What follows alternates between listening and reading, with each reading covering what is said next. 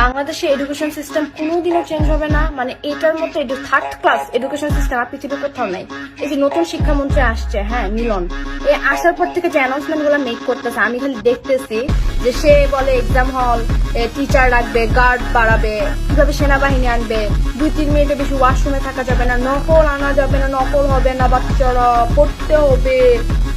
সে সব খালি exam based করতেছে, বুঝতে পারতেছেন? সে সব খালি এক্সাম বেসড করতেছে। আমি তারা এখন পর্যন্ত বলতে শুনলাম না যে এডুকেশনের ক্লাস 9-10 বই এই চেঞ্জ আসবে, এই পড়াটা থাকবে, টপিকটা এরকম হবে, পোলাপাইন যেন আরো আরামসে পড়তে পারে। না, পোলাপাইন কেন চিট করে? তোমরা সব মুখস্থ বিদ্যা ঢুকাইছে, পুরা মানে সৃজনশীল মানুষ মুখস্থ করে যায়।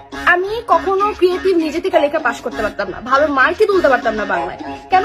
কারণ হচ্ছে আমাকে গাইড ফলো করতে হবে, ওই নিয়মে সৃজনশীল। ভাই সৃজনশীল মানে ডাকি তাহলে মানে আমি যদি আমার মন মতো করে সাজায় না লিখতে পারি, মানে ভ্যালিড পয়েন্ট গুলো যদি সাজানো হয়, আমার কেন গাইড ফলো করতে হবে? তুমি সেখানে ফোকাস করো, গাইড কেন আসছে, পোলাপাইন কেন কোচিং এ, ক্লাস 1-2 বাচ্চারা কোচিং করে, 5টা-6টা করে কোচিং করে, এগুলো তুমি বন্ধ করো। পোলাপাইনের পড়ার মানটা উন্নত করো। তুমি আসো এক্সাম নিয়ে, এক্সামে এটা হবে, এক্সামে সেটা হবে। এক্সাম তো আলটিমেট ফলাফল।